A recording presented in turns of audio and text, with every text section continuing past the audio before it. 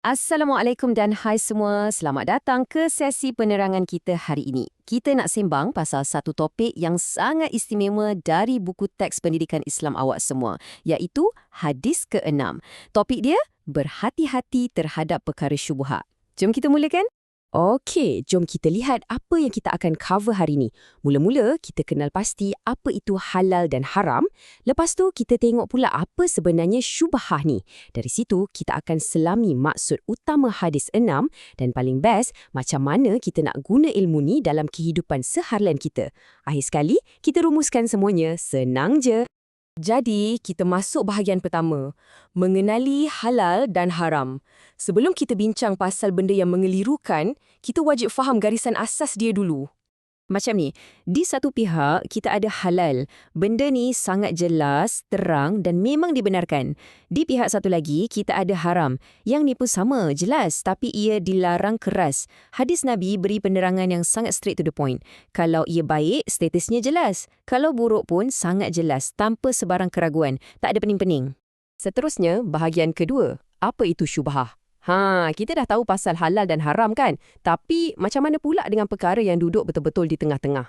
Kawasan tengah ni lah yang kita panggil sebagai syubhah. Maksudnya, perkara yang meragukan. Tak jelas. Dia tak nampak 100% halal, tapi dalam masa yang sama, tak nampak 100% haram juga.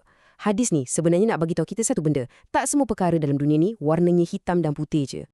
Cuba awak bayangkan satu keadaan di mana fikiran awak rasa sangat lapang dan tenang. Seronok kan?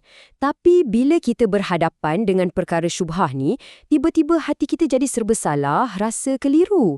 Fitrah hati kita ni sebenarnya nakkan ketenangan, bukannya nak keraguan yang buat kita overthink memanjang.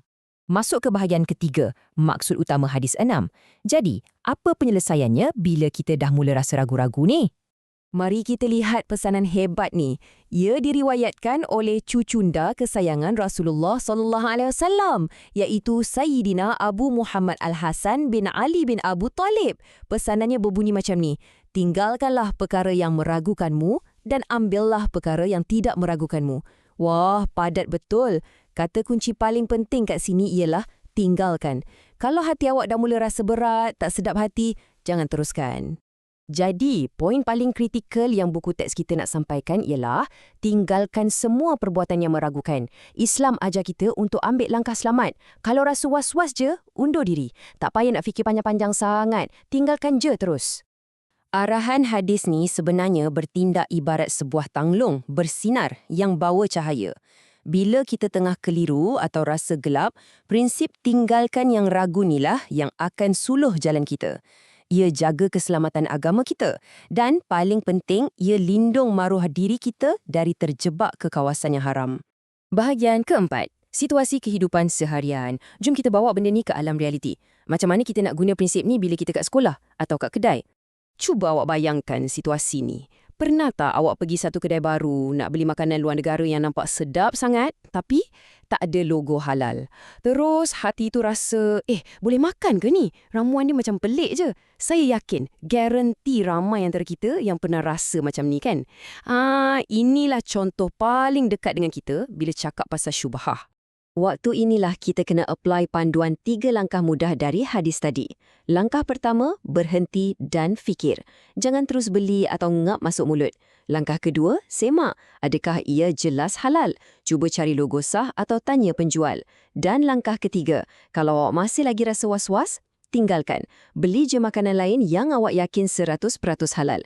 Perut kenyang, hati pun tak gundah gulana. Bahagian kelima, kesimpulan dan pengajaran. Okey, dah tiba masanya untuk kita lock semua ilmu berharga yang kita bincangkan hari ini. Berdasarkan buku teks kita, ini 3 rumusan utama yang wajib awak hafal dan ingat. Nombor 1, sempadan halal dan haram ni sentiasa jelas. Nombor 2, syubhah adalah kawasan kelabu yang mengelirukan di tengah-tengah. Dan nombor 3, ingat ni sampai bila-bila, sentiasa tinggalkan perkara yang buat awak ragu-ragu dan pilih jalan yang selamat. Bila awak sedar yang kuasa untuk buang segala kekeliruan tu sebenarnya ada dalam tangan awak sendiri, percayalah, hati akan jadi jauh lebih tenang.